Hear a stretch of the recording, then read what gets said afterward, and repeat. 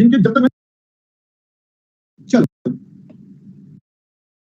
तो आज मैं सबसे पहले एक बार बता देता हूं कि भाई अपन क्या क्या कर रहे हैं और कैसे कैसे कर रहे हैं। ठीक है, तो बेटा जल्दी से देखिए। हाँ मुझे पता है बेटा, मैं भी नया हूं, सब नए हैं बेटा। यहाँ पर हमने आपके साथ वर्किंग कैपिटल का पार्ट शुरू करा था।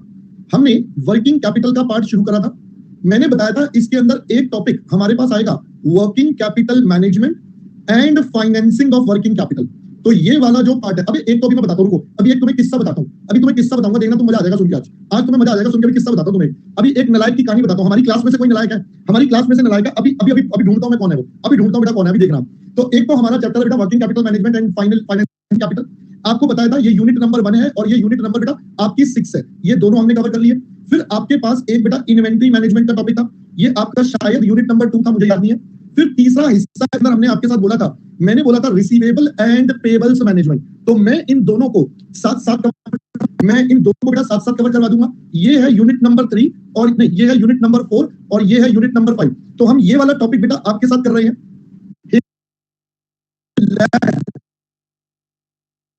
ये लैग कहां से आ गया? अब ठीक है, hello hello hello, all okay बेटा, all okay, hello hello hello, all okay, चलो ऑल ओके। बारिश का मौसम है ना, पकोड़े खा रहे हैं और सर क्या बताएं, जीवन में दुखी दुख है बेटा। बारिश का मौसम है, पकोड़े खा रहे हैं, जीवन में दुखी दुख है ना। चलो, और चौथा इसके आएगा एक कैश बजट बेटा। ये है हमारा यूनिट नंबर 3। मैंने आपको बोला था ये सारे आपस में अलग अलग है। तो आज हम ये वाले दो बेटा कंप्लीट कर चुके हैं आपके साथ। ये वाले बेटा हम ऑलरेडी कंप्लीट कर चुके हैं। ये वाले दो अब हम करेंगे। आज हम यहां से स्टार्ट कर रहे हैं। तो जिन बच्चों ने आज से स्टार्ट करा है उन्हें बेटा सब कुछ समझ में आ जाएगा। No need to worry at all. I hope पहले बच्चा बात समझ में आ गई। No need to worry at all बेटा, आपको यहां पर समझ में आ जाएगा बेटा। मैंने फिर से बोला, मैं प्रैक्टिकल पार्ट आपका सारा करवा दिया। जो थ्योरेटिकल पार्ट है उसको हम क्लास के सबसे एंड पर लेंगे।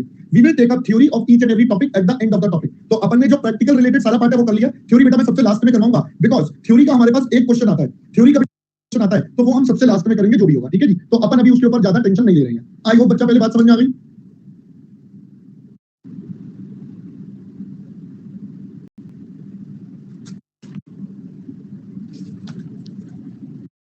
ठीक है बेटा सब कुछ। चलो तो दोस्तों लेट अस स्टार्ट।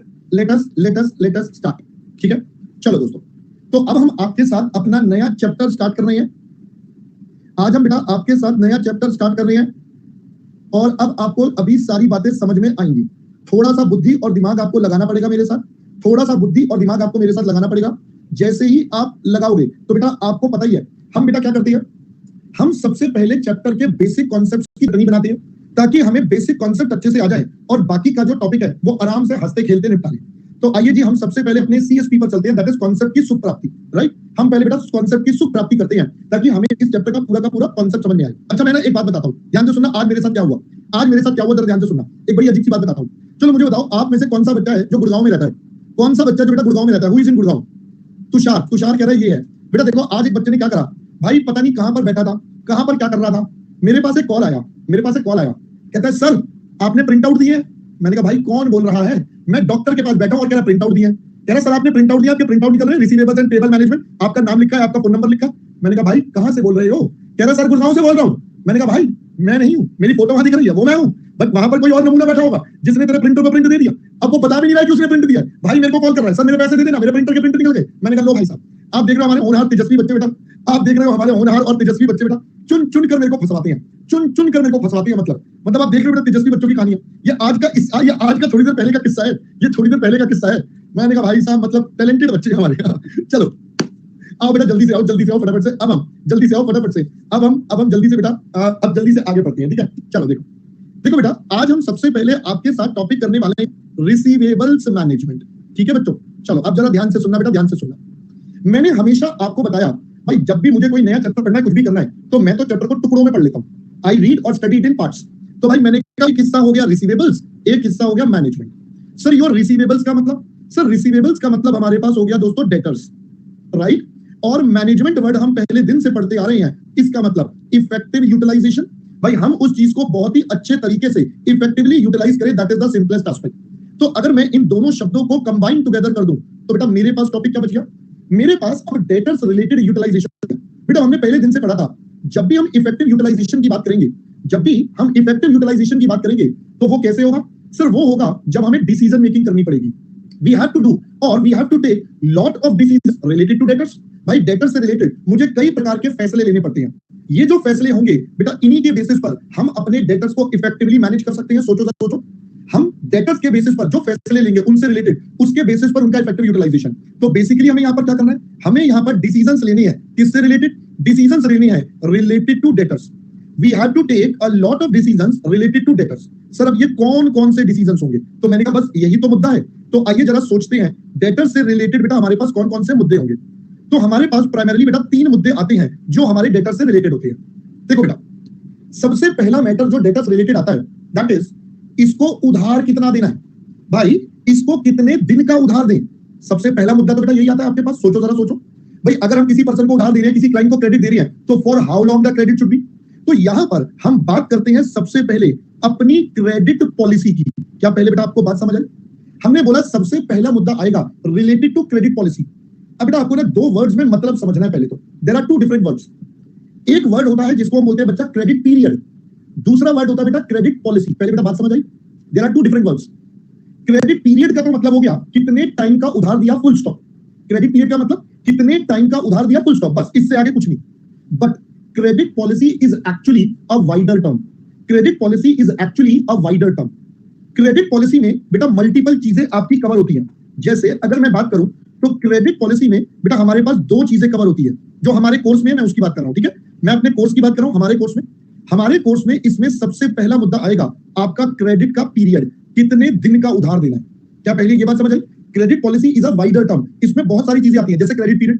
दूसरा, सर आप कई बार अपने कस्टमर्स को ये भी बोलते हो भाई अगर जल्दी पैसे दे दोगे तो हम आपको कैश डिस्काउंट दे देंगे, we will give some discount on some early payments. तो आपके पास यहां पर कैश डिस्काउंट पॉलिसी भी आ जाती है। भाई आप कैश डिस्काउंट के लिए क्या क्या प्लान्स बनाकर चल रहे हो, what all plans you are trying to make it for this cash discount.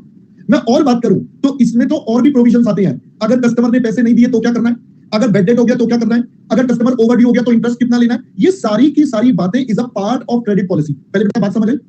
तो क्रेडिट पॉलिसी जो वर्ड है वो बड़ा वर्ड है, ये सब इसके हिस्से होते हैं। अब हमारे कोर्स में प्राइमरीली इस टॉपिक में बेटा 2 हिस्से हैं, एक क्रेडिट पीरियड और एक कैश डिस्काउंट। आई होप पहले बात समझ में आ गई। मैं उतना ही लिख रहा हूं जो हमारे कोर्स में है, होते तो बेटा और भी इसके पार्ट्स हैं, बट अपन कह रहे हैं मेनली ये 2 बातें हैं जो हमें हमारे कोर्स में पढ़नी है, जो प्रैक्टिकल पार्ट्स में हमें सीखनी है। ओके, ये 2 तो आसान है, मैं सच बता रहा हूं, ईमानदारी से बता रहा हूं, ये 2 तो आसान है, ये तो बड़े आराम से हो जाएंगे, टेंशन भी नहीं है। एक बार बेसिक कॉन्सेप्ट समझना है, उसके बाद क्वेश्चन ही क्वेश्चन है, क्वेश्चन करेंगे फटाफट निपट जाएंगे, इसमें ज्यादा टाइम इसमें ज्यादा दिमाग नहीं लगेगा। मतलब ये आराम से अपना आराम से कर लोगे, इट इज लाइक हाँ ये तो आसान है। ठीक है, अब चलते बेटा दूसरा हिस्सा। दोस्तों बचपन में छोटी क्लास में आपने ना एक टॉपिक पढ़ा था, बिल डिस्काउंटिंग पढ़ा था बेटा। 11th क्लास में आपने टॉपिक पढ़ा था बिल डिस्काउंटिंग।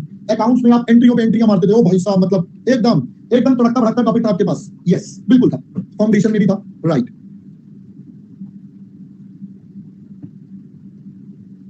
बेटा वो जो टॉपिक है ना, वो एक टेक्निक है, वो एक पार्ट है। सर किस चीज का पार्ट है? वो जो पूरा टॉपिक है बिल डिस्काउंटिंग एंड और जो हम चीजें पढ़ेंगे बेटा, वो सब मिलाकर प्रैक्टिकल लाइफ में हम उसको बोलते हैं कॉन्सेप्ट को बेटा फैक्टरिंग। ये सारा बेटा फैक्टरिंग के अंडर में आता है। तो factoring is the main topic, उसका एक तरीका है बिल डिस्काउंटिंग। समझ गए मेरी बात?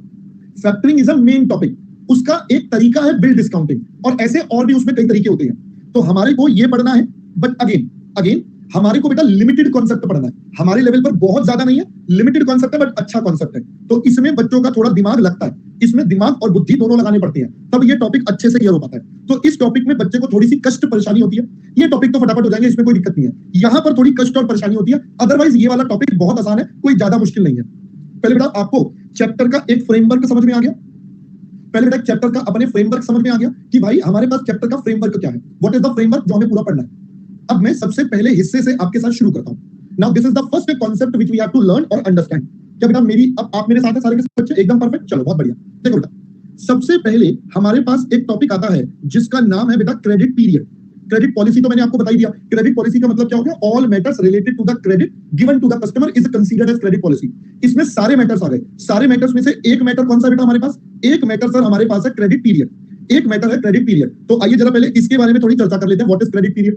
तो क्रेडिट पीरियड का मतलब क्या होता है बेटा? इसका मतलब हो गया period for which credit is given to customer. भाई जितने जो हमारे कस्टमर है उसको जितने दिन का उधार दिया, that is our credit period, right. चलो अब जरा जनरल बात करते हैं आपसे। पहले बेटा एक बात बताइए, एक पहले जनरल बात, बिल्कुल जनरल वाली बात बोले तो सर, मैंने कहा बोले तो ये वाली बात। सर अगर मैं सबसे पहले नॉर्मल बात करूं तो कैन आई से हर कंपनी का एक प्री डिसाइडेड क्रेडिट पीरियड होता है कि ऑन एन एवरेज कंपनी की ये पॉलिसी है कि कंपनी 30 दिन का क्रेडिट देती है, 40 दिन का, व्हाटएवर जो भी होता है। तो अपन ये मान के चले कि एक pre decided period already company का होता है कि अपन इतने दिन का उधार देंगे या एक्स का, वाई का, जेड का, व्हाटएवर इट इज। बोलो जी बोलो, पहले ये बात सबको बेटा समझ में आती है कि हमारा जो क्रेडिट पीरियड है बेटा वो पहले से हमारा प्री डिसाइडेड काइंड ऑफ होता है कि भाई ये मेरा प्री डिसाइडेड क्रेडिट पीरियड है।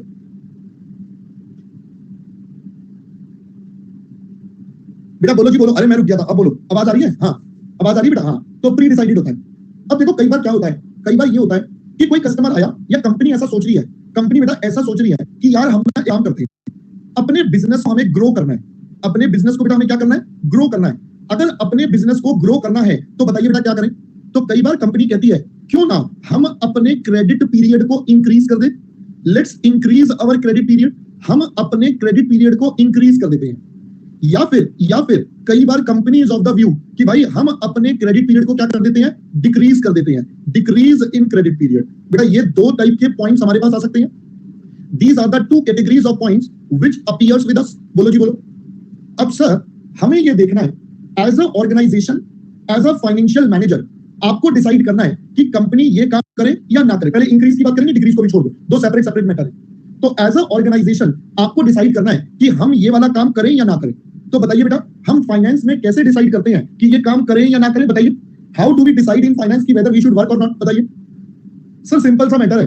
अपने को तो पेपे से मतलब है, अपने को बेटा किससे मतलब है? पेपे से। अब लल्लू यहाँ फाइनेंस है, यहाँ पर कॉस्ट की बात नहीं है, यहाँ फाइनेंस मतलब बेटा मनी मनी मनी, पहली क्लास में सीखा था। तो अपन तो ये देखेंगे भाई साहब, अगर पेपे मिल रही है, अगर आपको एक्स्ट्रा मनी मिल रहा है तो कर लो, और अगर एक्स्ट्रा मनी नहीं मिल रहा तो सलाम नमस्ते बेटा, यस और नो, सिंपल सा लॉजिक है बेटा। अगर एक्स्ट्रा पैसे मिल रहे हैं तो आप ये काम कर लो, वरना बेटा आप ये काम नहीं करो। बहुत बढ़िया, शाबाश।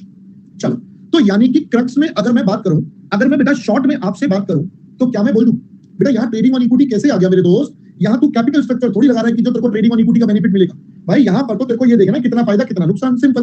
तो भाई हम यहाँ पर दो चीजों की बातें करेंगे। सबसे पहले हम देखेंगे कि हमारे पास हमें कितने फायदे मिलेंगे, how much benefits we are getting versus the cost which we have to income. बेटा हम यहाँ पर दो चीजों को कंपेयर कर लें, भाई हमें फायदा क्या मिलने वाला है वर्सेस हमारा नुकसान क्या होने वाला है। दोनों को कंपेयर कर लेंगे। अगर फायदा ज्यादा तो एक्सेप्ट, मतलब ये कर दो, नुकसान ज्यादा तो मत करो, सिंपल सा लॉजिक। कोई डाउट बच्चा यहाँ तक पहले? चलो बहुत बढ़िया। अब हम आते हैं बेटा अपने सबसे पहले पीटीआर पर। हम साथ साथ बेटा आपके ना पीटीआर बनाते चलेंगे इस टॉपिक में, ताकि आप बच्चों को दिक्कत ना आए, ठीक है, समझने में कॉन्सेप्ट। चलो जी, सबसे पहली बात करते हैं। बेटा बताओ जरा, अगर हमने कल से अनाउंसमेंट कर दी कि भाई कल से हम 30 दिन की जगह 40 दिन का उधार देंगे, हम 30 दिन की जगह 40 दिन का उधार देंगे या 45 दिन का उधार देंगे, तो बेटा बताओ इससे क्या होगा? सेल्स इंक्रीज होगी। बहुत बढ़िया, बहुत बढ़िया, बहुत बढ़िया, very good, very good, very good. तो आप बच्चों ने बताया कि भाई इसकी वजह से हमारी सेल्स में बढ़ोतरी आएगी। वेरी गुड बेटा, बहुत बढ़िया। अब मेरे को थोड़ा सा डिटेल इंटरप्रिटेशन चाहिए बेटा, अपना इतने से काम नहीं चलेगा। अरे डेटर्स पे चलेंगे मैडम, रुक जाओ, पहले हौले हौले चलते हैं बेटा, हौले हौले चलते हैं, आराम आराम से। पहले मैं तो इसी वर्ड को तो इंटरप्रेट कर लूं, फिर आगे बढ़ेंगे, डेटर्स पे भी पहुंचेंगे। मुझे ये बताओ, सेल्स बढ़ेगी तो क्यों बढ़ेगी? इसके पीछे क्या कारण होगा? What is the reason? Sales बढ़ने से बेटा दो ही चीज, सेल्स दो वजह से बढ़ती है, सेल्स दो वजह से बढ़ती है। पहला, या तो क्वांटिटी बढ़ेगी या प्राइस बढ़ेगा। बेटा दो ही चीजें इंपैक्ट करेंगी, या तो क्वांटिटी बढ़ जाएगी या प्राइस बढ़ जाएगा। तो बेटा बताइए किस वजह से सेल्स बढ़ेगी इस सिचुएशन में जो आपके सामने है? क्वांटिटी, क्योंकि नए कस्टमर आ जाएंगे या एग्जिस्टिंग वाले ज्यादा माल खरीदेंगे। बहुत बढ़िया। तो इसका मतलब this is due to quantity increase. क्या पहले दोस्तों all agree to this? All बच्चा एग्री टू दिस कि भाई एक्चुअली में प्राइस नहीं बढ़ रहा, हमारी क्वांटिटी बढ़ रही है, जिस वजह से सेल्स में इंक्रीज आ रहा है। अब मुझे बताओ, क्वांटिटी बढ़ेगी तो इसका मतलब मेरा वेरिएबल कॉस्ट भी इंक्रीज करेगा। बेटा हमारा वीसी भी इंक्रीज करेगा। क्यों करेगा? क्योंकि सर हमारी क्यूटी बढ़ गई, there is a increase in our QT. सोचो जरा, सोचो। अब अगर वीसी बढ़ेगा तो बेटा जरा सोचना, सेल्स माइनस वीसी हमने पढ़ा था, इसका जो नेट होता है दैट इज बेटा कंट्रीब्यूशन। तो यानी कि कहना इसे हमारी क्वांटिटी बढ़ेगी, अब वो चाहे नए कस्टमर्स की वजह से बढ़े या एग्जिस्टिंग वाले ज्यादा मान ले, जैसे मर्जी बढ़े, बेसिकली क्वांटिटी बढ़ जाएगी जिसकी वजह से सेल्स बढ़ेगी और वीसी भी बढ़ेगा। तो कहना इसे जो नेट इंपैक्ट है बेटा वो सिर्फ एंड सिर्फ कंट्रीब्यूशन का हो जाएगा। सोचो जरा, सोचो भाई। मेरे पास दो तरीके हैं। पहला, मैं अपने बेनिफिट में बोलूं सेल बढ़ गई, दूसरा कॉस्ट में बोलूं वीसी बढ़ गया, या तीसरा भाई दोनों सेम ही चेंज होने हैं तो बेटर है क्या बोल दो, कंट्रीब्यूशन ले लो सीधा। क्या बच्चों पहले बात और कॉन्सेप्ट समझ में आ गया? बेटा पॉइंट नंबर 1 का लॉजिक समझ में आया ये क्यों हो रहा है? बच्चों को ये तो पता होता है क्या हो रहा है, रट लेते हैं, बट उन्हें लॉजिक ही नहीं पता होता क्यों कर रहे हैं हम, कंट्रीब्यूशन ही क्यों लिख रहे हैं हम, सेल्स और वीसी क्यों नहीं लिख रहे। So that is the simplest answer. पहली बेटा बात समझ में आ गई। अब यहीं से अगर पुरानी यादों पर चले तो बेटा आपको पता होगा हम एक कॉन्सेप्ट पढ़ते थे बेटा पीवी रेशो, ये मैंने आपको लिवरेज में भी सिखाया था। तो ये कैसे निकलता है सर? ये निकलता था contribution divided by sales into 100। I hope बच्चा पहले मेरी बात समझ में आ गई, ये बात आपको सबको क्लियर होनी चाहिए।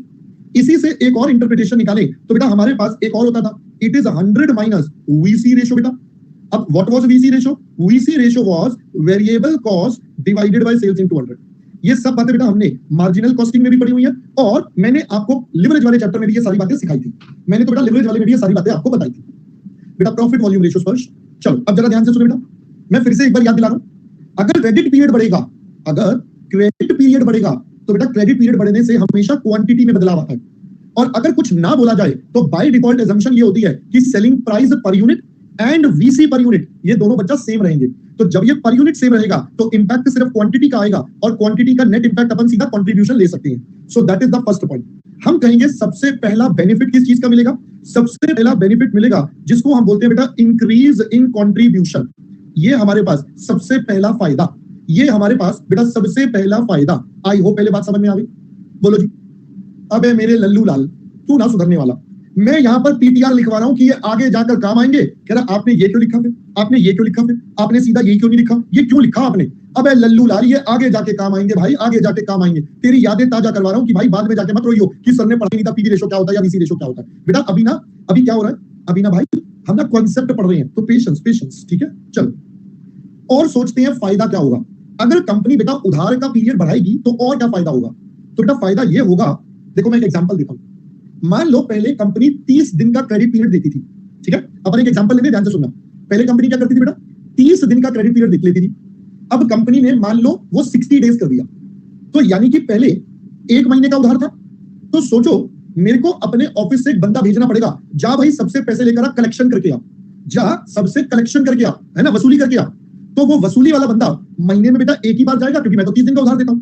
एक क्लाइंट के पास महीने में वो एक बार जाएगा, यानी कि साल में वो 12 बार जाएगा, साल में वो 12 बार जाएगा। अब मान लो हमने अपना क्रेडिट पीरियड 2 महीने का कर दिया, तो बताइए अब एक साल में वो कितनी बार जाएगा? 6 बार जाएगा। तो बेटा बताओ वसूली भाई की कॉस्ट कम हो गई मेरी? सोचो जरा सोचो, there is a decline in my वसूली भाई कॉस्ट। अगर वसूली भाई की कॉस्ट कम हो गई तो मैं उसका फायदा लिख दूं यहां पर बेटा डिक्रीज इन, मैं यहां पर लिख देता हूं एक general point, any other cost. कुछ कॉस्ट कम हो सकती है, तो ये बेटा कौन सी कॉस्ट होंगी ये एग्जामिनर आपको बताएगा। तो ये मेरा सबसे पहले सारे फायदे आते हैं। These are the benefits which we will be getting due to increase in credit period. चलिए अब चलते हैं नुकसान। उधार अगर ज्यादा दिया तो बच्चों बताइए हमारे पास हमारे बेड डेट्स का नुकसान ज्यादा होगा बच्चों। There is a possibility of increase in bad debts, भाई बेड डेट्स बढ़ जाएंगे, देयर इज अ पॉसिबिलिटी। दूसरा, पहले देखिए 1 महीना ब्लॉक होता था, अब वो पैसा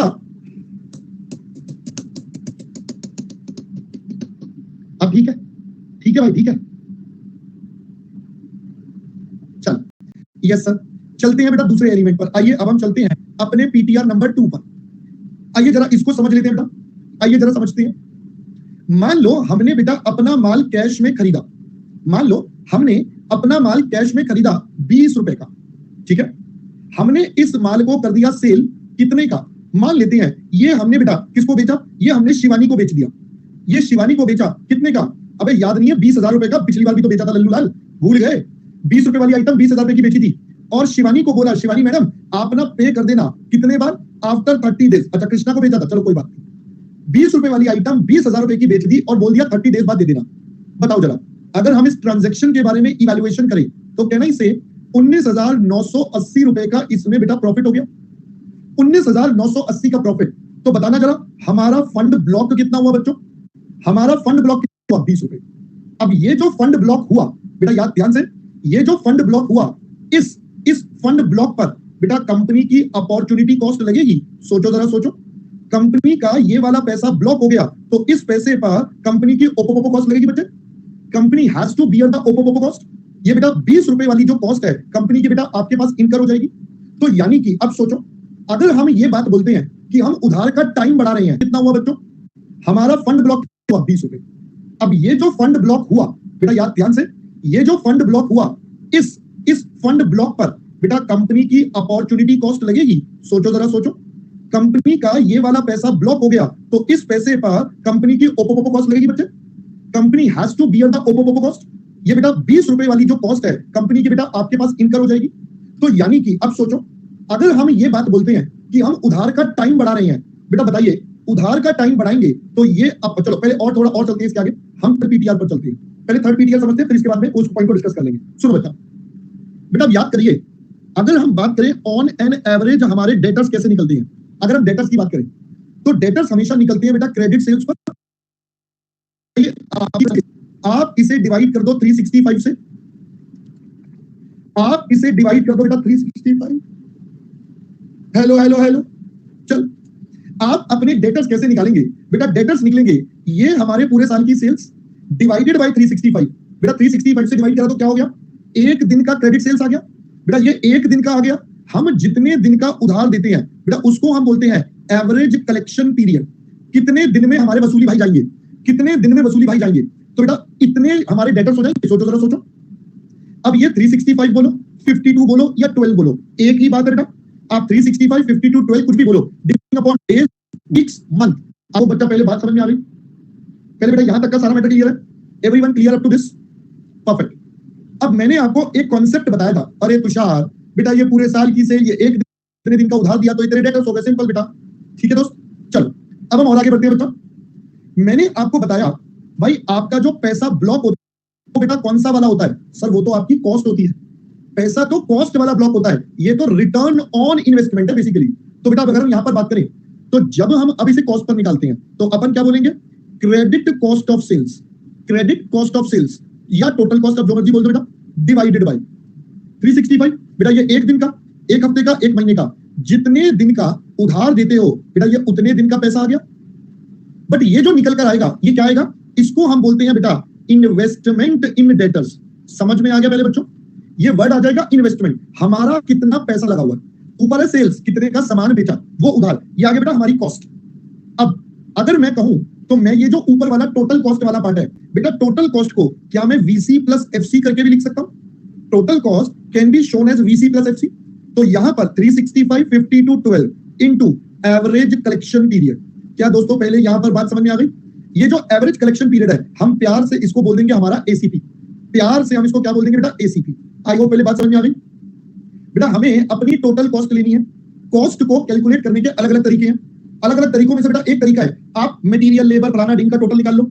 दूसरा तरीका आप वीसी और एफसी ले लो। तो भाई दोनों का दोनों हमें यहां पर लेना है, ठीक है। ऑब्वियसली बेटा जब हम डेटर्स की बात कर रहे हैं तो क्रेडिट वाला ही लेना है, वो तो बाय डिफॉल्ट है। सर अब आपने यहां पर क्यों लिखा? आपने आज से पहले तो लिखा नहीं था बेटा, इसलिए लिखा क्योंकि इस चैप्टर में ये वाला नहीं आएगा, ये वाला कॉन्सेप्ट आएगा। अब बात समझ में आ गई? इस चैप्टर में जो हमें टोटल कॉस्ट गिवन होगी वो वीसी और एफसी की फॉर्म में गिवन होगी, ना कि मटेरियल, लेबर जैसे हमने अभी वर्किंग कैपिटल में पढ़ा था।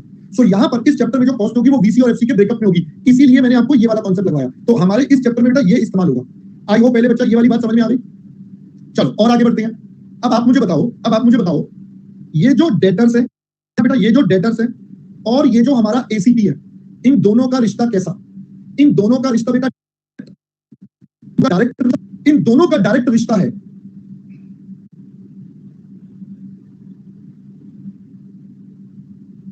इन दोनों का बेटा डायरेक्ट रिश्ता है, इन दोनों का डायरेक्ट रिश्ता है। तो आप मुझे बताइए, hello hello hello hello hello hello बच्चों, चलो बेटा कभी कभी मैनेजेबल है, हो जाता है, टेंशन मत लो। चलो बेटा मैं तो इसलिए जैसे आप बोलते हो लाइव में रुक जाता हूं कि भाई मैं एनर्जी लगा दूं, फिर दोबारा बोलोगे रिपीट, तो इसलिए रुक ही जाता हूं कि 2 मिनट बाद ही बोल दूंगा, है ना। चलो अब आप मुझे बताइए बेटा, डेटर्स और एसीपी ये दोनों बेटा डायरेक्ट रिश्ता है, ये दोनों हमारा डायरेक्ट रिश्ता है। बेटा अगर ये डायरेक्ट रिश्ता है तो बताइए, अगर हम एसीपी को इंक्रीज करेंगे, अगर हम एसीपी को इंक्रीज करेंगे तो बेटा ये भी बढ़ जाएगा, तो ये भी बढ़ जाएगा। अगर ये बढ़ गया तो इसका मतलब पैसा ज्यादा ब्लॉक होगा, इसका मतलब पैसा ज्यादा ब्लॉक होगा। और अगर पैसा ज्यादा ब्लॉक होगा तो बेटा अपॉर्चुनिटी कॉस्ट बढ़ जाएगी, हमारी अपॉर्चुनिटी कॉस्ट बढ़ जाएगी। तो बच्चा हम यहां पर कह सकते हैं कि भाई जैसे ही क्रेडिट पीरियड बढ़ाएंगे मतलब हमारा बेटा एसीपी बढ़ गया। अगर हमारा एसीपी बढ़ गया तो there will be increase in ओपोपोपो कॉस्ट ऑन किस पर? Investment, on investment in debtors. बच्चा आई हो पहले बात समझ में आ गई। साथ साथ हम यहां पर एक जनरल पॉइंट डाल देते हैं, increase in any other cost. भाई मान लो एग्जामिनर कहता है कि कोई और कॉस्ट बढ़ गई, कुछ भी हो गया, तो बेटा वो यहां पर लिख देंगे। अगर एग्जामिनर कुछ देता है तो भाई एग्जामिनर ये कह सकता है कि भाई देखो ना सेल्स बढ़ गया तो मुझे फिक्स्ड कॉस्ट बढ़ानी पड़ गई या मुझे कोई एक्स्ट्रा काम करना पड़ गया, कुछ भी करना पड़ गया, जो भी करना पड़ गया बेटा वो यहां पर आ जाएगा, ये हमारी टोटल कॉस्ट। फाइनली हम क्या निकाल लेंगे? हम निकालेंगे नेट बेनिफिट या लॉस। बेटा या तो नेट बेनिफिट आएगा या लॉस आएगा। अगर बेनिफिट आएगा तो आप क्या कर लोगे? एक्सेप्ट। लॉस आएगा तो रिजेक्ट। भाई ये काम मत करो। आई होप पहले दोस्तों बात और कॉन्सेप्ट समझ में आया पहले आपको? आधा हिस्सा बेटा क्लियर हो गया क्रेडिट पीरियड का। चलो अब हम चलते हैं बेटा डिक्रीज वाले पार्ट पर। डिक्रीज वाले पार्ट पर भी हमें सेम काम करना है। हमें यहां पर भी हमें बेनिफिट देखनी है और हमें साथ साथ अपनी कॉस्ट देखनी है। चलो जरा सोचते हैं, अगर बेनिफिट्स की बात करें तो बेटा फायदा क्या क्या? अब हम क्रेडिट पीरियड को कम कर रहे हैं। अगर कम करेंगे तो बेटा सिंपल सी बात है, ये जो नुकसान थे ये फायदे बन जाएंगे, ये जो फायदे थे ये नुकसान में आ जाएंगे। सिंपल, मुझे पता है तुम समझदार हो। तो भाई देयर इज अ पॉसिबिलिटी हमारे पास बेड डेट्स गिर जाए, हमारे कम हो जाए बेटा, हमारे पास बेटा बेड डेट्स कम हो जाए। there is a possibility decrease in opportunity cost on investment in debtors में जो पैसा लगाया बेटा उसकी opportunity cost कम हो जाए, क्योंकि अब ACP कम होगा तो इन्वेस्टमेंट कम होगा तो मेरे को पैसा कम लगाना है तो मेरा पैसा फ्री हो जाएगा। साथ साथ there might be general point आ जाएगा decrease in any other cost. तो इन सबका टोटल ए हो गया। कॉस्ट में बात करें तो there will be decrease in contribution, बच्चा हमारी सेल्स में ड्रॉप हो सकता है। There might be increase in any other cost, किसी और कॉस्ट में बेटा हमारे पास नुकसान हो सकता है, तो ये हमारे पास हो जाएगा बी। अब फाइनली हमारे पास बेटा क्या आ जाएगा? हमारे पास हो जाएगा नेट इंक्रीमेंटल बेनिफिट और लॉस। भाई या तो बेनिफिट आएगा या लॉस आएगा, एज द केस में भी उसके बेसिस पर बेटा डिसीजन ले लेंगे। आई होप पहले बात समझ में आ गई। दोस्तों अब ध्यान से सुनना पहले मेरा कॉन्सेप्ट। बेटा इस टॉपिक को करने के लिए हमारे पास दो ऑप्शंस होते हैं। इस टॉपिक को हैंडल करने के लिए दो अप्रोच होती है। मैंने जो आपको करवाया वो एक आसान तरीका करवाया। इस अप्रोच को हम बोलते हैं इंक्रीमेंटल अप्रोच। मैंने नाम क्या दिया बेटा इस अप्रोच का? Incremental approach. इंक्रीमेंटल मतलब हम ये देख रहे हैं कि कितना एक्स्ट्रा आएगा वर्सेस कितना एक्स्ट्रा जाएगा, तो ये इंक्रीमेंटल फायदा या नुकसान है। पहले बेटा बात समझ आ गई?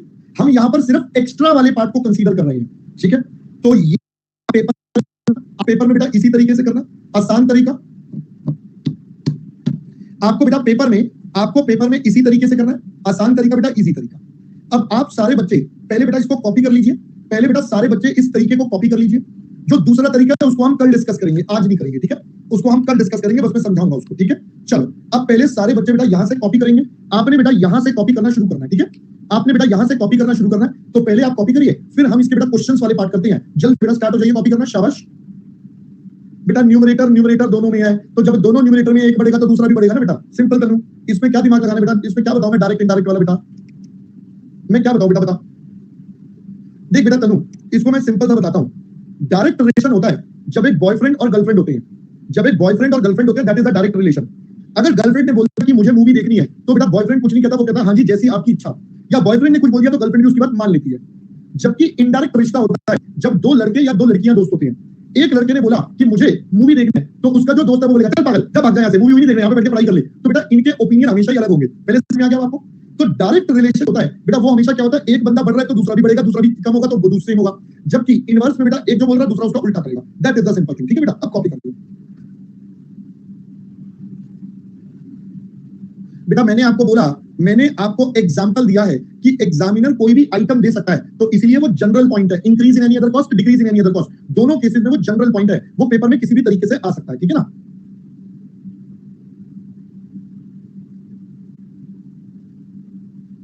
बेटा क्या बोलूं मैं अब आपको ना, मेरे को समझ नहीं आता।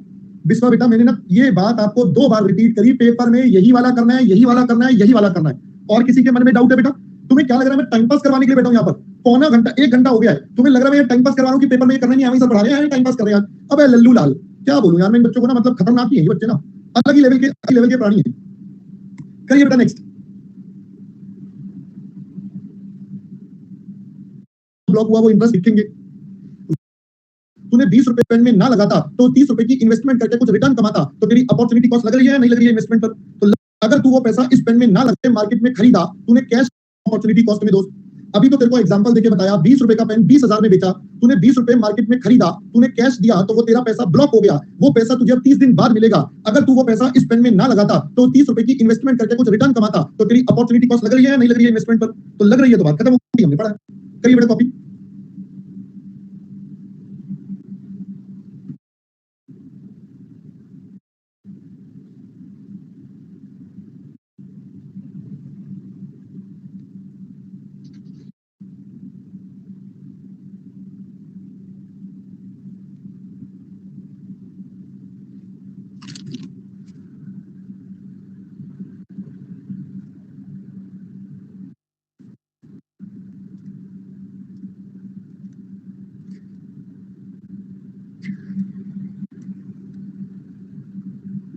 करिए बेटा नेक्स्ट।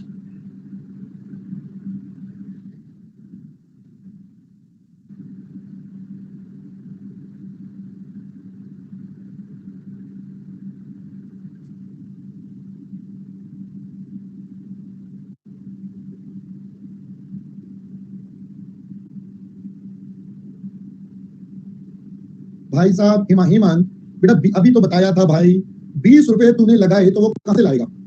20 रुपए जो तू इन्वेस्ट करेगा वो कहां से लाएगा? कहीं से तो लाएगा ना बेटा। और जब पैसा लाएगा तो क्या पैसा फ्री में आ जाता है? नहीं, हर पैसे की कॉस्ट होती है, दैट्स इट।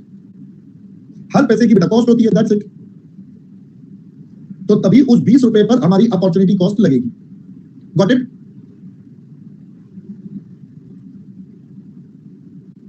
चलिए मेरे ख्याल से सबका बेटा कॉपी हो गया यहां तक। I hope everyone is clear up to this level बेटा। यहां तक के बेसिक्स में सबको क्लैरिटी हो गया। I think everyone should be clear up to the basics level कि भाई बेसिक्स में हमने क्या पढ़ा है, क्या नहीं पढ़ा, किसका क्या मतलब है, कौन सी आइटम का बेटा कैसे इंटरप्रिटेशन है, ये सब आपको एकदम से क्लियर हो जाना चाहिए। अब हिमांशी मैंने आपको बोला था आपके पास क्वेश्चन में अब की बार कॉस्ट ऑफ सेल्स की जगह बेटा वीसीएफसी दिया होगा, तो आप total cost VC plus FC करके निकाल लेना, सिंपल। चलिए I hope it's all done बेटा यहां तक। Everyone clear? चलिए अब मैं चलता हूं आगे। पहले कुछ डाउट सेक्शन में या पता नहीं चल रहे हैं, एक बार मैं फटाफट से डाउट खाली कर देता हूं। हाँ, डाउट सेक्शन सेकंड पॉइंट का लॉजिक रिपीट कर दीजिए। डिक्रीज बेटा मैंने आपको बताया था शिवानी बेटा, decrease in any other cost, increase in any other cost, जो क्वेश्चन में दिया होगा उसके हिसाब से लेंगे बच्चा। साथ तक कह रहे हैं आज से जो कर सकता है बेटा, मैंने पहले बता दिया। दो चैप्टर का यार कैसे डाउट करना लायक। एक बार फैक्टरिंग बता दीजिए, मैं बता ही नहीं रहा बेटा। आकाश मुझे ये बता, मैंने पढ़ा दिया फैक्टरिंग क्या होता है, मैंने पढ़ा दिया बेटा फैक्टरिंग क्या होता है। अबे पढ़ाया है नहीं, एक पॉइंट बताया बस, ये इसका होता है ताकि लिंक हो जाए थोड़ा सा। अबे जब पढ़ाऊंगा तब बात करेंगे ना यार, कैसी कैसी बातें करते हैं यार, बहुत अच्छे से बच्चे हैं ना। करंट रेशो में कौन सा भाई साहब मैं बता रहा हूँ, आना मेरा मन कर रहा है, मैं बाल नोच लूं अपने। अबे मेरे लल्लू लाल, क्वेश्चन में अगर बैलेंस शीट बने तो बैलेंस शीट वाला करेगा, अगर तूने वर्किंग कैपिटल एस्टिमेशन बनाई है तो वो वाला करेगा। ये पॉइंट कल भी बताया दोस्त यार, कैसी कैसी मैंने दुखी हो गया भाई इनसे ना, सच में। मतलब ये ना अलग ही लेवल के बच्चे हैं भाई, ये ना मतलब कुछ अलग ही खतरनाक वाले बच्चे हैं भाई। मतलब मैं बता रहा हूँ, अब तो मेरे भी ना क्या बोलूं मैं, अब मेरा भी आंसू बाल सब निकल जाएंगे यहाँ पे। अपॉर्चुनिटीज कॉस्ट और इन्वेस्टमेंट इन डेटा में क्या तिलक तिलक बेटा जॉनी बेटा तू दो शब्दों को लिख रहा है, तेरे को समझ नहीं आ रहा बेटा क्या होता है। इन्वेस्टमेंट इन डेटर्स का मतलब दोस्त पैसा कितना लगा, एग्जांपल के 20 रुपए। भाई मैं ये बात ना कम से कम 6-7 रिपीट कर चुका हूं भाई, सुन लिया करो ना एक बार में दोस्त, 6 बार में भी नहीं सुन पा रहे, मैं क्या करूं दोस्त। भाई इन्वेस्टमेंट इन डेटर्स का मतलब है कि आपका पैसा कितना लगा, और जो पैसा लगा वो कहीं से तो आएगा, उसकी जो कॉस्ट होगी उस पे जो कॉस्ट आपको बियर करनी है, that is opportunity cost. I hope अब बात समझ में आ गई मेरे दोस्त। अगला डाउट, क्रेडिट पॉलिसी भी बता दीजिए। शिवानी बेटा आपने लेट ज्वाइन करा था, बेटा आपने लेट ज्वाइन करा था क्या क्लास में? बच्चे इसको मैंने स्टार्टिंग में 5 बार बताया। क्रेडिट पॉलिसी बेटा इज अ पॉलिसी जिसमें क्रेडिट रिलेटेड सारे मैटर आते हैं। Credit policy is a wider term, इसमें डिस्काउंट भी आएगा, इसमें क्रेडिट पीरियड भी आएगा, इसमें बैड डेट्स का प्रोविजन भी आएगा, ओवरड्यू होगा तो आएगा, इसमें सारे मैटर आते हैं। ठीक है, it's a wider term. Okay Hemant बस ये बता दो सिलेबस कब तक खत्म होगा? बेटा सिलेबस खत्म होगा नवंबर 2022 में। अब तूने पढ़ना है तो पढ़, नहीं तो ओके टाटा बाय बाय। अद्दी हो गई यार, मतलब बिल्कुल ही यार, मतलब यार तुम पता क्या कर रहे हो तुम ना, ये बच्चे क्या कर रहे हैं, ये ना फायदा उठा रहे हैं नाजायज।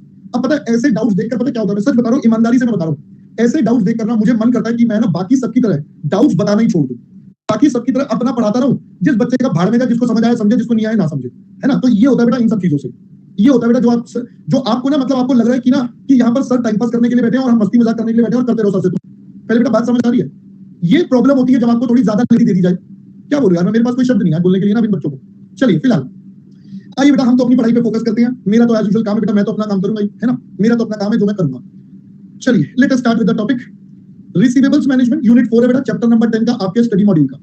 अगर हम इसकी बात करें तो बेटा आइए सबसे पहला क्वेश्चन अब हम आपके साथ देखते हैं, समझते हैं कि हम आपके साथ बेटा क्वेश्चन को कैसे हैंडल करना है, क्वेश्चन को कैसे अटेम्प्ट करना है, किन बातों का हमें ध्यान रखना है और क्या करना है। ठीक है, तो चलिए बच्चों, कई बार मुझे ऐसा लगता है कुछ बच्चे यहाँ पर आते ही सिर्फ इसलिए हैं कि सर को हम ट्राई करिए कि ये कितना इरिटेट हो सकते हैं। इनका काम यही होता है कि ये मजे लेने आते हैं, बाकी जगह के इधर उधर घूम फिर के आते हैं और इनका काम होता है मजे लेना दूसरे से। ये मजे तो ले लेते हैं बट इन्हें ये नहीं पता कि सुनील सर का पेशेंस बहुत है, सुनील सर कभी मना नहीं करेंगे। दूसरी बात बता रहा हूँ बेटा, इन बच्चों के साथ जो ये टाइम पास वाले होते हैं ना, मेरे को नहीं पता कौन टाइम पास वाले नहीं है, मैं तो जनरल बात बोल रहा हूँ। जो ये टाइम पास वाले होते हैं ना बेटा, ये अभी टाइम पास कर रहे हैं, बाद में एग्जाम इनके साथ टाइम पास करेगा, जब इनके मल्टीपल अटेम्प्ट लग जाते हैं तब इन्हें समझ में आता है कि इनकी गलती क्या थी, उसके बाद भी इन्हें समझ नहीं आता। तो इनका जीवन में वैसे भी ज्यादा कुछ नहीं हो पाता, तो इसलिए मैं इन बच्चों को ज्यादा कुछ बोलता ही नहीं। मैं कहता हूं कोई बात नहीं, बेचारा खुद से दुखी है, मेरे से और दुख रहा है, कोई नहीं, मैं भी दुख दूंगा, बेचारा ज्यादा परेशान हो जाएगा, तो इसीलिए मैं भी इन बच्चों को कुछ बोलता ही नहीं। कई लोग मैंने कई बार देखा है, कुछ बच्चे आकर सिर्फ यही काम करते हैं, सर ये कब होगा, वो कब होगा, ऐसा कब होगा, वैसा कब होगा। इन्होंने खुद की पढ़ाई कभी करनी नहीं है। इनसे पूछ लो कोई होमवर्क, इनको पता ही नहीं कुछ होता है। इनसे पूछ लो रिवीजन, इन्होंने जिंदगी में कभी नहीं करा। इनसे पूछो टेस्ट, ये कभी आएंगे नहीं। ये बेटा बाहुबली होती है, सीधा आएंगे। ये कई लोग ना इधर उधर से भेजते हैं काला टीका लगाने के लिए बेटा हमारी क्लास में कि सुनील सर इतना अच्छा कैसे पढ़ा रहे हैं, मतलब इतना अच्छा कैसे पढ़ा रहे हैं, ये बच्चों को इतना प्यार से कैसे समझा देते हैं सब कुछ। तो इसलिए बेटा ये आते हैं परेशान करके चुपचाप चले जाते हैं। तो इसलिए मैं भी इनको ना इग्नोर मारता हूँ, ठीक है ना। बट हाँ, मैं इनको प्यार से जवाब देता हूँ, मेरे को कोई फर्क नहीं पड़ता, है ना। चलो अब हम चलते हैं आगे अपने टॉपिक पर। Let us start with our topic. चलो बच्चों, अब हम पहले ना सबसे पहले बेटा अपने क्वेश्चन को रीड करते हैं। आइए बेटा सबसे पहले हम अपने क्वेश्चन को रीड करते हैं। आइए जी, देखो बच्चा क्या कहता है। SK limited has a present annual sales level 10,000 units at 300 रुपए प्रति यूनिट। पहले दोस्तों बात समझ में आ गई।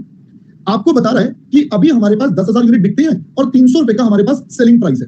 Okay, variable cost 200।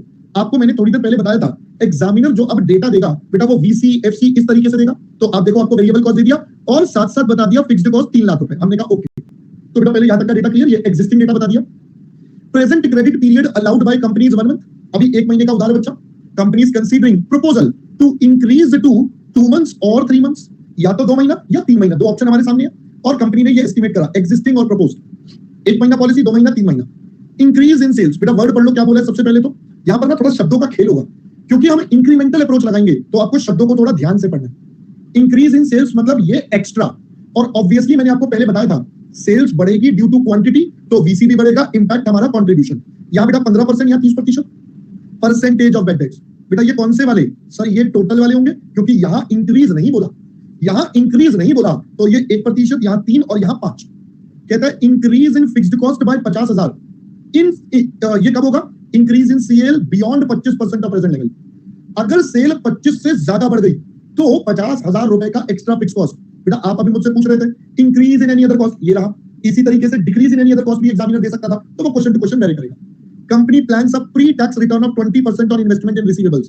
ये हमारी बेटा ओपो कॉस्ट हो गई। ये हमारी ओपो कॉस्ट हो गई कि भाई जो भी पैसा डेटर्स में लगेगा उस पे कम से कम बच्चा 20% कमाना है। Required to calculate most paying credit policy for the company. आपको बताना बेटा कंपनी के लिए कौन सी सबसे अच्छी होगी। तो मैंने कहा चलिए अब ये क्वेश्चन करते कैसे हैं। तो पहला क्वेश्चन है, आप सब बच्चे मेरे साथ यहाँ पर सुनेंगे और चीजों को समझे। सुन, तो मैं यहाँ पर एक कॉलम बनाता हूँ पर्टिकुलर्स। ये बन जाएगा बेटा 2 मंथ वाला और ये 3 मंथ वाला। ये हम कर क्या रहे हैं सर? हम कर रहे हैं क्रेडिट पॉलिसी का इवैल्यूएशन। हम अपनी क्रेडिट पॉलिसी को इवैल्यूएट कर रहे हैं। क्या पहले बेटा बात समझ में आ गई? वी आर इवैल्यूएटिंग कि भाई हमारे लिए कौन सी पॉलिसी बेस्ट है। अब सबसे पहले हमें 2 चीजों को कंपेयर करना है, बेनिफिट्स वर्सेस कॉस्ट। तो अगर मैं बेनिफिट्स की बात करूं तो बेनिफिट्स में सबसे पहले we are increase in contribution. बच्चा ये हमारे पास सबसे पहले फायदा हो रहा है। अब कितना, आइए जरा समझते हैं। अभी हमारे पास 10,000 यूनिट्स की सेल है, एट प्रेजेंट 10,000 है। ये 2 महीने वाले केस में 15% बढ़ जाएगी। मतलब कितनी एक्स्ट्रा सेल्स, इतने एक्स्ट्रा यूनिट, और हर यूनिट पर हम तो बेटा 100 रुपए कमाते हैं। हर यूनिट पर हम तो 100 रुपए कमाते हैं। तो इसका मतलब हम अगर देखें तो 1,50,000 रुपए हमारे पास आ जाएगा। हम 1,50,000 कमाएंगे। जबकि दूसरे वाले केस में 30% बढ़ेगा, तो बेटा 10,000 का 30% और वो भी 300 माइनस 200। आई होप पहले बात समझ में आ गई। तो ये हमारे पास बेटा 3 लाख रुपए हो जाएगा। अब अगर मैं फायदे देखूं तो फायदा तो सिर्फ यही है इस क्वेश्चन में, और कोई फायदा नहीं है बेटा हमारे पास। बाकी सब नुकसान है, जैसे हमारे बेड डेट्स बढ़ रहे हैं, हमारी अपॉर्चुनिटी कॉस्ट बढ़ेगी। तो हम यहां पर लिखते हैं अब इंक्रीज इन बेड डेट्स। अब भाई देखो इसके लिए करनी पड़ती है कैलकुलेशन, तो हम बनाएंगे वर्किंग नोट 1। सिमिलरली हमारे पास हो जाएगा increase in opportunity cost on investment in debtors. इसके लिए भी पूरी वर्किंग बनेगी, वर्किंग नोट नंबर 2 बनाएंगे इसके लिए। साथ साथ क्वेश्चन ने बोला था 50,000 फिक्स्ड कॉस्ट बढ़ेगी अगर सेल 25 से ज्यादा, तो बेटा यहां पर हम कहेंगे increase in fixed cost. But वो सिर्फ बेटा इस वाले ऑप्शन में होगा। 50,000 कॉस्ट है तो मैं इसे माइनस में लिख दूंगा, और कुछ है नहीं, मैं इनका टोटल कर दूंगा। तो जब मैं इनका टोटल कर दूंगा तो बेटा मेरे पास क्या निकल कर आ जाएगा सर? हमारे पास निकल कर आ जाएगा इंक्रीमेंटल बेनिफिट और कॉस्ट। तो यहां से we will have net incremental benefit और कॉस्ट। तो यहां पर हम बोलते हैं नेट इंक्रीमेंटल, या तो बेटा बेनिफिट आएगा या लॉस आएगा, एज द केस में भी बाद में देख लेंगे। ठीक है बेटा, फिक्स्ड कॉस्ट क्वेश्चन ने बोला था 50,000 रुपए से बढ़ जाएगा अगर सेल 25 से ज्यादा। यहां पर 25 से ज्यादा, तो इस ऑप्शन में 50,000 बढ़ गया, वो आपका कॉस्ट आ गया। चलिए आगे बढ़ते हैं। अब हम यहां पर एक एक करके वर्किंग नोट सीखते हैं बेटा कैसे बनेंगे, क्योंकि ये वर्किंग नोट लगभग हर क्वेश्चन में बनाने पड़ेंगे आपको। तो इसलिए मैं पहला क्वेश्चन बेटा थोड़ा आराम आराम से करवा रहा हूं, ताकि आपको एक एक पॉइंट आराम से समझ में आ जाए करना कैसे है। अब देखो बेड डेट्स के केस में एक प्रॉब्लम थी। प्रॉब्लम ये थी कि बेड डेट्स हमें टोटल में गिवन थे। वी वर गिवन द सीधा टोटल वैल्यू, भाई इतने बेड डेट्स है। तो अब मुझे तो क्या चाहिए बेटा, मुझे तो इंक्रीज चाहिए। तो मुझे इंक्रीज चाहिए तो मैं कैसे निकालूं? तो अब मुझे यहां पर अपने लिए 3 कॉलम्स बनाने पड़ेंगे। हमें जो इंक्रीज निकालना होता है बेटा वो हमेशा प्रेजेंट वाले लेवल से देखना है कि as compare to the present हमारे पास क्या सिस्टम होगा। तो we have existing, then we have 2 month, then we have 3 month का डेटा। क्या पहले बात समझ में आ गई? हम यहां पर बोलते हैं बेटा statement of calculation of bed debts. भाई हमारे पास हमारे बेड डेट्स का क्या सिनेरियो चल रहा है, क्या हिसाब किताब चल रहा है, ठीक है जी। अब बताओ बेड डेट्स बेटा किस पर निकलेंगे, बेड डेट्स की परसेंटेज किस पर लगाएंगे? तो सर ये हमारे सेल्स पर लगेगी, क्योंकि यहां पर कुछ नहीं बोला तो बाय डिफॉल्ट सारी sale is on credit sales, तो बेटा हम सेल्स पर लगाएंगे। तो पहले हम बात करते हैं हमारी सेल्स कितनी। एग्जिस्टिंग वाले सिनेरियो में 10,000 यूनिट बेचेंगे 300 रुपए के, तो यानी कि 30 लाख की सेल्स एट प्रेजेंट। हमने पढ़ा था सर यहां पर ये 15% बढ़ जाएगी और यहां पर ये 30% जंप होगा, तो यानी कि यहां पर 34.5 और यहां पर 39 लाख। फिर हमें बेड डेट्स का परसेंटेज बता दिया गया था, यहां पर 1% है, यहां पर 3% और यहां पर 5। तो क्या मैं अब अपने बेड डेट्स की कैलकुलेशन कर लूं? यहां पर 30,000 रुपए के बेड डेट्स, यहां पर 1,03,500 के बेड डेट्स और यहां पर 1,95,000 के बेड डेट्स। आई होप दोस्तों पहले बात समझ में आ गई। ओके, अब ये करने के बाद क्या मैं यहां से अपना net increase in bad dates निकाल सकता हूं? भाई अगर हम इस सिनेरियो में जाएंगे, अभी 30 है, यहां पर 1,03,500, तो 73,500 बेटा एक्स्ट्रा, यहां 30 है, यहां 195, तो 1,65,000 रुपए के एक्स्ट्रा बेड डेट्स का प्रोविजन बनाना पड़ सकता है। तो हम यहां पर लिख देते हैं दिस इज 73,500 माइनस में एंड 1,65,000 माइनस में। बोलो जी बेड डेट्स वाला मैटर क्लियर हो गया बेटा? क्योंकि मुझे बेड डेट्स टोटल में गिवन थे, इसीलिए मुझे ये एग्जिस्टिंग वाला डेटा बनाना पड़ गया। मुझे इसीलिए एग्जिस्टिंग वाला डेटा बनाना पड़ा, तभी तो हम कंपेयर करके अपना एक्स्ट्रा वाला कैलकुलेट कर पाएंगे। चलिए अब हम चलते हैं बेटा नेक्स्ट पर। देखो बच्चों की दिमाग की खुरापाती, सर अगर इंक्रीमेंटल दिया होता तो बेटा नहीं होगा, आपके क्वेश्चन में टोटल ही होगा, ठीक है ना? आपको हर बार यही बनाना पड़ेगा, ठीक है। चलो आगे बढ़ते हैं। अब हम चलते हैं आपके पास वर्किंग नोट नंबर 2 पर। बेटा अभी पहला क्वेश्चन है, पहले क्वेश्चन में इतने इफ एंड बट लगाओगे तो आप ना समझ नहीं पाओगे। मैं हमेशा बोलता हूं पहला क्वेश्चन जब आप करते हो तो कॉन्सेप्ट समझने की कोशिश करो कि अपने को अप्लाई कैसे करना है। जो आपका लेवल है ना, मैं उससे ज्यादा ही करवाता हूं आपको ये बात अब तक समझ आ जानी चाहिए इतने को चैप्टर करने के बाद मेरे साथ। अगर अब भी डाउट हो रहा है तो बेटा फिर मैं कुछ नहीं कर सकता, तो थोड़ा पेशेंस रखो अभी, ठीक है। जो आपके लेवल का डाउट है ना सब कवर हो जाएगा, सब कवर हो जाएगा। चलिए अब हम चलते हैं बेटा अपॉर्चुनिटी कॉस्ट। अगेन हमारे साथ एक प्रॉब्लम क्या सर हमें बोला 1 महीना 2 महीना 3 महीना, ये तो अगेन बेटा टोटल है। 1 महीना 2 महीना 3 महीना, ये तो अगेन टोटल है। तो जब ये टोटल है मुझे तो इंक्रीमेंटल चाहिए, तो अगेन मुझे यहां पर 3 अलग अलग कॉलम्स बनाने पड़ेंगे। So we have to prepare बेटा 3 columns so that we can calculate the data. सबसे पहला particulars, ये हो जाएगा existing, that is 1 month वाला, ये हमारा 2 month और ये हमारे पास आ गया बेटा 3 month। यहां पर अगर हम करें so this is statement of calculation of opportunity cost। अब देखो बेटा अपॉर्चुनिटी कॉस्ट हमारी अप्लाई पर होती है, बताइए अपॉर्चुनिटी कॉस्ट का खर्चा होगा किस पर? सर वो होगा जितना पैसा ब्लॉक हुआ, जितना पैसा ब्लॉक होगा, या दूसरे शब्दों में बोले जितना इन्वेस्टमेंट इन डेटर्स होगा बेटा उस पैसे पर हमारी अपॉर्चुनिटी कॉस्ट लगेगी। We have to pay that money, we have to pay the interest और द कॉस्ट ऑन दैट पैसा। तो मुझे निकालना है investment in debtors. Investment in debtors निकालने के लिए मुझे चाहिए मेरी टोटल कॉस्ट, इन्वेस्टमेंट के लिए चाहिए टोटल कॉस्ट। और टोटल कॉस्ट कैसे निकलेगी सर? टोटल कॉस्ट अब की बार निकलेगी it's a variable cost and your fixed cost. So अपन इन दोनों का टोटल ले लेंगे बच्चा, अपन इन दोनों का टोटल लेंगे तो हमारे पास आएगी टोटल कॉस्ट। अब पहले वीसी की बात करते हैं। यहां पर 10,000 क्वांटिटी 200 रुपए का यूनिट, तो बेटा 20 लाख का वीसी। इधर बताया गया था कि सेल 15% बढ़ेगी। अब आपको लॉजिक समझ में आएगा कि मैंने आपको वो पहला पीटीआर 1 क्यों लिखवाया था, क्योंकि सेल बढ़ेगी वो क्वांटिटी की वजह से बढ़ेगी, तो इंपैक्ट बेटा सब पर आएगा। देखो सेल्स की वैल्यू बढ़ गई, ये वीसी भी बढ़ गया, तो नेट फायदा कंट्रीब्यूशन का, इसलिए स्टेप 1 में तो हमें फायदा लेना है, वहां कंट्रीब्यूशन लिया। बट जहां पर जो डेटा रिक्वायर्ड है वहां पर तो हमें पूरा का पूरा डेटा लेना पड़ेगा। फिर बात करते हैं बेटा एफसी की। क्वेश्चन में बोला था 3 लाख का एफसी, तो बच्चा लोग 3 लाख, बट यहां पर इट्स एडिशनल 50,000, तो ये हो जाएगा 3.5 लाख, क्योंकि एडिशनल एफसी लग रहा है। तो टोटल कॉस्ट 23, 26, 29.50। साथ साथ हम आपके साथ बेटा क्या करेंगे, वी विल से एसीपी कितना। तो बेटा अगर एसीपी की बात करें, यहां पर 1 महीने का क्रेडिट, यहां 2 महीने का क्रेडिट और यहां पर 3 महीने का। अब देखो मेरे को ना लॉजिकली दिमाग ही नहीं लगाना, क्योंकि अपने को लॉजिक समझनी है। तो बेटा यहां से अब हम इन्वेस्टमेंट निकाल सकते हैं। 23 लाख पूरे साल का मेरा 1 महीने का पैसा ब्लॉक, 26 पूरे साल का 2 महीने का पैसा ब्लॉक, 29.5 पूरे साल का 3 महीने का पैसा ब्लॉक। कर लीजिए बेटा कैलकुलेशन। सबसे पहला वाला कितना आ रहा है बेटा? 23 लाख डिवाइडेड बाय 12, 191667। अगला वाला बच्चों, अगला वाला 433333। नेक्स्ट वाला बच्चों, लास्ट वाला 737500। बहुत बढ़िया। तो अब आप बताइए, कैन वी फाइंड हमारे पास हमारे डेटर्स में कितना पैसा एक्स्ट्रा ब्लॉक होगा? तो 433333 माइनस दिस, 737 माइनस दिस, करिए बेटा कितना कितना आता है? पहले ये 2 मंथ वाला बता दीजिए, 241666। ओके, लास्ट वाला बेटा 3 मंथ वाला 545833। अब ये एक्स्ट्रा पैसा है जो हमें और ब्लॉक हो जाएगा हमारा। This is the extra money which will get blocked जब हम ये वाला काम करेंगे। तो बेटा अब आप मुझे बताइए, हमारे पास इंक्रीज इन अपॉर्चुनिटी कॉस्ट आ जाएगा at the rate of 20%। Question ने बोला, तो बताइए बेटा इस पे कितना कॉस्ट लग जाएगा? इनका 20% कर लो दोनों का। 483333 109, आगे क्या 167। तो ये आ गई हमारी एक्स्ट्रा अपॉर्चुनिटी कॉस्ट। तो बच्चा ये आ जाएगा 483333 109 167। अब आप बताइए इंक्रीमेंटल बेनिफिट और लॉस किसमें कितना कितना आ रहा है? How much is the extra benefit और loss you are getting in each case? 28167। दूसरे वाले में बच्चा सेकंड केस 24167 बच्चे कह रहे हैं माइनस में आ रहा है। तो इसका मतलब बेटा सेकंड वाले में तो लॉस आ रहा है, पहले वाले में प्रॉफिट है। तो अब आप क्या करोगे बेटा? अब हमें लॉजिकल है ना, हमें 2 मंथ्स वाला लेना चाहिए क्योंकि यहां पर we are getting some extra benefit. तो अपन क्या करते हैं, देयरफॉर इट इज रिकमेंडेड। अब हमें तो बेटा यहां पर अपना आंसर भी लिखना पड़ेगा।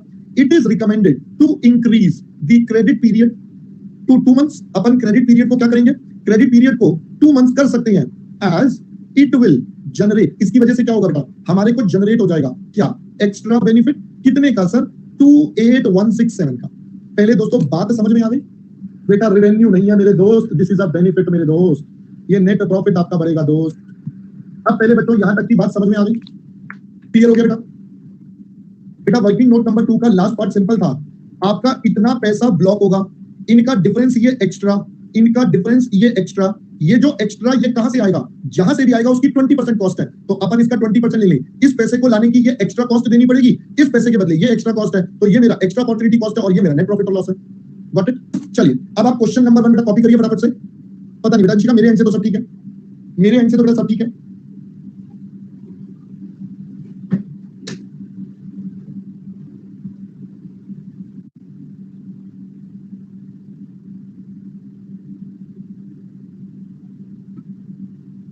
बेटा परम, तेरे को जो समझना है वो समझ।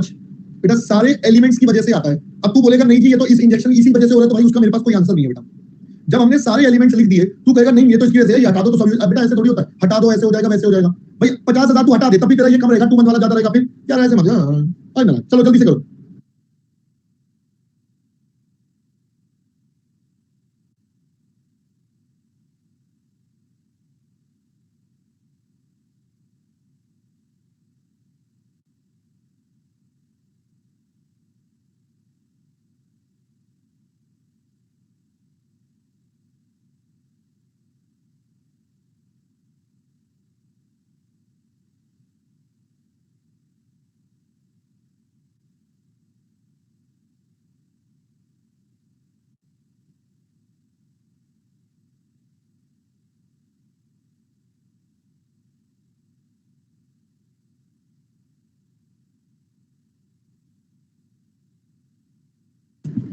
करिए बच्चों जल्दी जल्दी।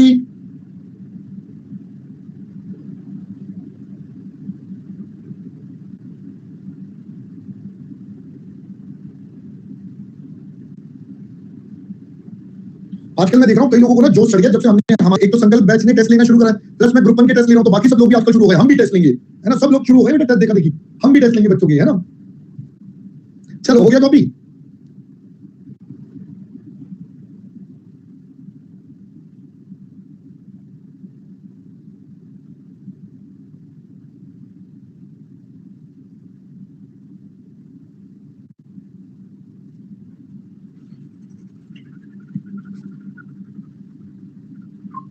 हो गया बच्चों? Done done done done.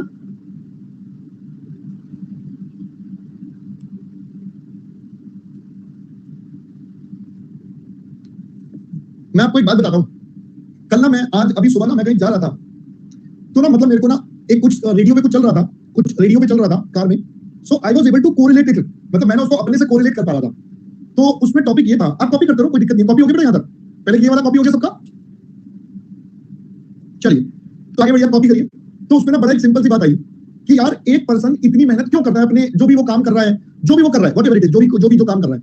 सो मैं अपने आप से रिलेट कर पा रहा था कि why I am working so hard on each and every batch. मैं हर बैच में इतना ज्यादा डेडिकेटेड हो जाता हूं कि मैं बच्चों के साथ इतना अटैच हो जाता हूं कि नहीं भाई मुझे कोर्स टाइम पे करवाना है, मुझे भी लेनी है, मुझे ये भी करना है, प्लान दिन का जो मैंने कमिटमेंट करी है वो पूरी करनी है। तो मेरे को बाद में समझ में आया कि यार जो मैं आपको हमेशा बोलता हूं, ये सब चीजें मैं इसलिए करता हूं because at the end of this when the result would appear and you will have your happy faces and जब वो हमारे पास रिप्लाईज आते हैं, कॉल्स आते हैं, वो जो एक सेटिस्फेक्शन मिलता है ना अंदर से, तो मतलब वो एक अलग ही लेवल का होता है, मतलब उसका ना कोई मैच नहीं है। सो मतलब इफ यू से कि कई बच्चे मुझसे बोलते हैं सर आपको इतनी नॉलेज, आपने ये क्यों नहीं करा, आपने वो क्यों नहीं करा, जैसे कल भी शायद लोग पूछ रहा था आपने इन्वेस्टमेंट बैंकिंग क्यों नहीं ऑप्ट करी।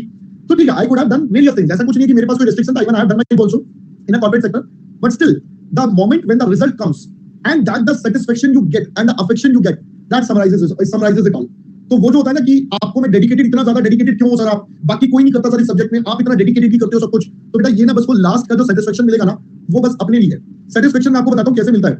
अभी थोड़ी देर पहले जब मैं आपकी क्लास लेता था, आई गॉट अ मैसेज, मैं पढ़ के बताता हूं आपको, मैं नाम कभी नहीं बताता किसी का बिकॉज वो मेरे लिए अच्छा नहीं होता और ना बच्चे के लिए अच्छा होता है। अब मैं आपको पढ़ के, आप कॉपी करते रहो। Sir I will not lie, मैंने 3 टीचर से क्वेश्चन पढ़ा, बट सर आपके क्वेश्चंस का लेवल आर A1। सर बाकी टीचर्स रूल के ही क्वेश्चन करवा के बच्चों करवा देते हैं, बट सर आप फुल कवरेज देते हो एंड अब कॉस्टिंग से डर नहीं लगता साहब, अब डर नहीं लगता। तो बेटा जब ये ऐसे सेटिस्फैक्टरी मैसेजेस आते हैं ना, तो बस अपने आप को समझ में आ जाता है कि यार मतलब मजा आ गया, बस यही तो जीवन में चाहिए और है, बाकी तो बेटा चलता रहेगा, बाकी तो सब चलता रहेगा। शिवानी बेटा एफएम का टेस्ट मैं मंडे या ट्यूसडे में लूंगा, मैंने आपको बोला था कि मैं मंडे या ट्यूसडे में अपन एफएम का टेस्ट लेंगे। और मैं बता दूं, कल जिन बच्चों ने कॉस्टिंग का टेस्ट दिया बेटा, उनके ना आंसू ही निकले, मैं बताऊं। तो हमारा जो टेस्ट होगा एफएम में वो लिवरेज और कैपिटल स्ट्रक्चर का होगा, लिवरेज और कैपिटल स्ट्रक्चर का टेस्ट होगा बेटा कल।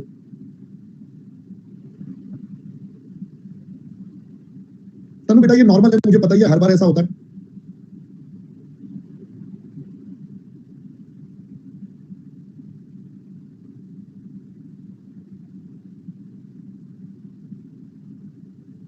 बेटा नंदिनी मेरे टेलीग्राम चैनल पर चले जाना, वहां पर मैसेजेस, पिन मैसेजेस देख लेना बेटा, वहां पर आपको मिल जाएगा, गूगल ड्राइव का लिंक है, वहां पर बेटा आपको वहां पर पूरे नोट्स भी मिल जाएंगे और ट्रैकर भी मिल जाएगा बेटा क्लासेस का। कोई बात नहीं बेटा, ऐसा अच्छी बात है, अच्छी बात है बेटा। चलो जल्दी से बेटा कॉपी कर लो प्लीज, जल्दी से बेटा कॉपी करिए प्लीज। बेटा अपने आप ऐड हो जाओगे, उसमें कोई रेस्ट्रिक्शन नहीं डली हुई है, बस रेस्ट्रिक्शन एक बात की है, तो जो बच्चा नॉनसेंस बजाता है हम उसको वहां से भगा देते हैं, मैं उसको अपने आप ही बैन कर देता हूं। वहां पे सिर्फ डाउट्स और प्रॉपर बात होती है, वहां पर बेटा हम टाइम पास नहीं करते, बहुत सारे ग्रुप में सिर्फ टाइम पास होता है, और सुना तेरे क्या हाल है, अरे वो वाला दियो, अरे वैसा दियो, तो वो मैं सब भगा देता हूं सब बच्चों को ना, तो मैं उनको सबको भगा देता हूं भाई, मैं नहीं रखता हूं उनको। तो टाइम पास के लिए बहुत सारे होते हैं, पेरी के कम ग्रुप बहुत सारे होते हैं, पेरी के कम ग्रुप सब कुछ है, इतने सारे मतलब जो इतने सारे सब कुछ कर दो, तो भैया अपना बड़ा सुनील केसवानी के नाम से मिल जाएगा बेटा नंदिनी, अपॉर्चुनिटी कॉस्ट, ठीक है मैडम।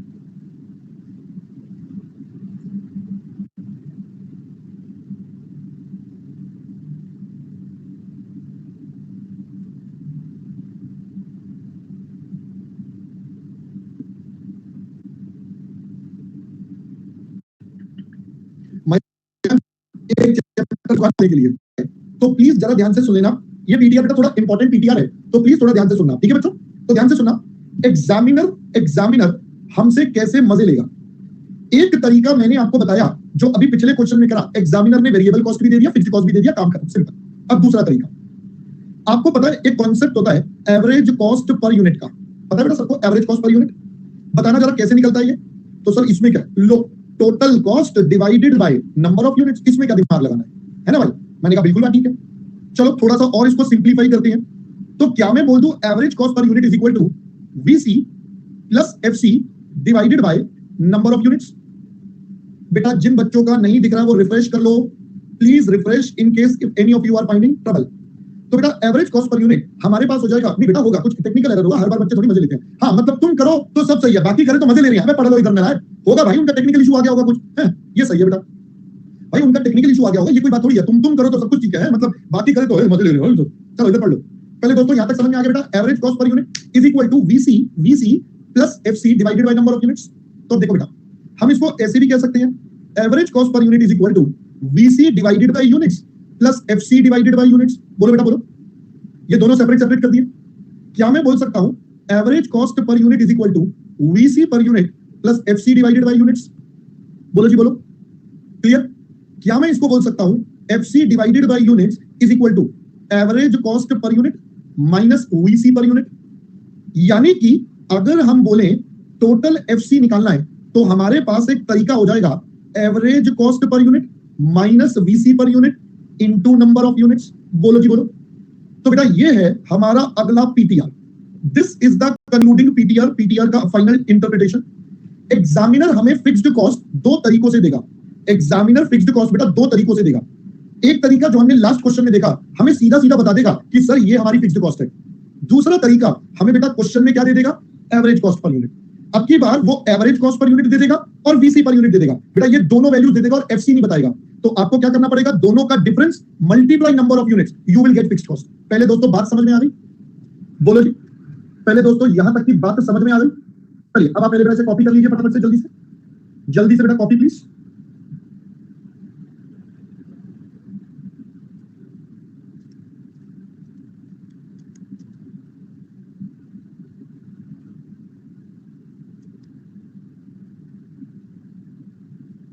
जल्दी करिए बेटा, जल्दी करिए, जिन बच्चों का रहता है प्लीज।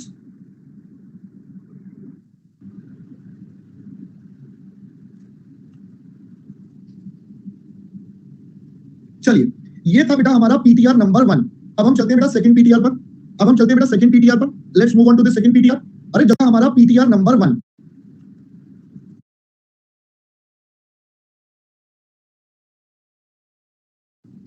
सेकंड पीटीआर पर। अब हम चलते हैं बेटा सेकंड पीटीआर पर। Let's move on to the second PTR. अरे जल्दी करो बेटा, अबे जल्दी करो यार। अबे तू नंबर डालता रहे भाई, जो भी है। मैं तो हर बार नए वाले पीटीआर नंबर डाल दूंगा, तू बेटा डालता रहे 1 2 3 4 5 6 जो मर्जी डालता रहे बेटा, मैं क्या करूं?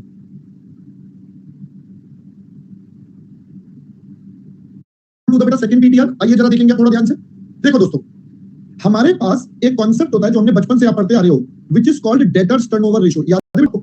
There is a concept called debtors turnover ratio बेटा, डीटीआर। प्यार से आप इसे क्या बोलते हो, डीटीआर।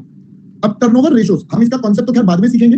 हम इसके पीछे के क्या लॉजिक है, क्या फंडा है, इसका मतलब क्या होता है, क्या इंटरप्रिटेशन होता है, वो सब हम रेशियोस में सीखेंगे। फिलहाल ये कैसे निकलता है बेटा, जब भी टर्नओवर रेशियोस की बात आती है तो हम कहते हैं बेटा सेल्स डिवाइडेड बाय जो वैल्यू है, यहाँ डेटर्स है तो डिवाइडेड बाय आ जाएगा एवरेज डेटर्स। पहले दोस्तों बात समझ आ गई? सारी टर्नओवर रेशियोस ऐसे ही निकलती है। टर्नओवर मतलब सेल्स डिवाइडेड बाय जिसके लिए निकालना है, तो डेटर्स आ गया। तो sales divided by average debtors. Clear है बच्चा? पहले अब अगर मैं इसको थोड़ा सा घुमाऊं तो बेटा बताइए एवरेज डेटर्स कैसे निकलाएंगे? Average debtors will be sales divided by DTR. कोई डाउट बच्चा? Average debtors will be sales divided by DTR. Okay बच्चों एक बात बताओ, हमें इस चैप्टर में लेना क्या होता है? हमें इस चैप्टर में डेटर्स लेना है या इन्वेस्टमेंट इन डेटर्स? सर हमें तो इन्वेस्टमेंट डेटर्स चाहिए। तो अब अगर मैं यहीं से निकालने की कोशिश करूं कि मेरा एवरेज इन्वेस्टमेंट इन डेटर्स कितना, तो बच्चों याद करिए डेटर्स सेल्स पर होता है but investment total cost per होता है। तो अगर मैं बस सेल्स की जगह टोटल कॉस्ट लिखा लूं तो मेरे पास एवरेज इन्वेस्टमेंट आ जाएगा। तो एवरेज इन्वेस्टमेंट इन डेटर्स निकालने का एक और तरीका, एक तरीका हमने एसीपी वाला देखा था पहले, जो अभी क्वेश्चन नंबर 1 में करा, we saw we can calculate using ACP. अब ये वाला तरीका कौन सा बेटा? This is using debtors turnover ratio. पहले बेटा बात समझ में आ गई? एसीपी निकालने का तरीका, सॉरी एवरेज इन्वेस्टमेंट निकालने का तरीका पहला वाला था एसीपी के थ्रू, ये वाला बेटा डीटीआर के थ्रू। कॉपी प्लीज, कॉपी कर लीजिए बच्चों। बेटा टर्नओवर का क्या काम मतलब मैं समझा नहीं दीपक। बेटा मैंने आपको बोला ये रेशियो का लॉजिक क्या है, रेशियो का इंटरप्रिटेशन क्या है बेटा, वो हम रेशियोज वाले चैप्टर में पढ़ेंगे। मैं अभी आपको लॉजिक और इंटरप्रिटेशन नहीं बता रहा। हाँ बेटा क्वेश्चन में डीटीआर गिवन होगा, आपकी बार एसीपी गिवन नहीं होगा, एसीपी की जगह डीटीआर गिवन होगा। तो डीटीआर का इस्तेमाल करके डायरेक्ट इन्वेस्टमेंट कैसे निकालोगे वो बताया। चलिए मेरे ख्याल से आई होप सबने कर लिया बेटा। हाँ जी बेटा अंश। चलो अब हम आगे बढ़ते हैं बेटा। सर अब आगे अगर बढ़े तो अब हमने WCM का बेटा होमवर्क दिया था कल आपको 2 क्वेश्चंस का। मैं बस वो 2 क्वेश्चन आपको दिखा रहा हूं, आप बाद में आराम से चेक कर लेना। एक मैंने क्वेश्चन ऑपरेटिंग साइकिल बेटा 12 दिन और 1,19,000 का NWC। आई होप पहले देख लेना आप अपने आप। फिर क्वेश्चन नंबर 19 दिया था बेटा, ये हमारा दिसंबर 21 में आया था पेपर में। ये दिसंबर 21 के पेपर में आया था। A part, B part, C part आपने कर लिया होगा। डी पार्ट में कहता है कि भाई अब हम डिसकंटिन्यू कर रहे हैं सेल्स ऑन क्रेडिट, मतलब मैं ये वाले पीरियड को 0 कर दूंगा, मैं अब अपने एसीपी को 0 कर दूंगा। अगर एसीपी को 0 कर दूंगा तो आप बताओ मेरा कितना वर्किंग कैपिटल कम हो जाएगा। तो बेटा अब अगर एसीपी 0 हो जाएगा तो आपका पहले नया वर्किंग ऑपरेटिंग साइकिल निकलेगा, उसके बेस पर नया वर्किंग कैपिटल निकलेगा, फिर इस वाले से और नए वाले को कंपेयर करोगे, जो डिफरेंस आएगा दैट इज द रिडक्शन। ये रहा बेटा आंसर। आपका आंसर आ रहा है 187। देखो पहले निकाला था 60 डेज, इसमें से डेट कलेक्शन हटा दिया तो 30 दिन, अब 12 साइकिल पैसा लगेगा इतना, तो दोनों का डिफरेंस 187। आई होप बात समझ में आ गई बेटा। ओके आज शाम को 6:30 बजे आज शाम को 6:30 बजे I will be taking up the revision of overheads and activity based costing, so you people can join in for that particular revision of the chapters. अभी के लिए bye bye, see you in the evening और tomorrow as the case में भी। Bye bye दोस्तों।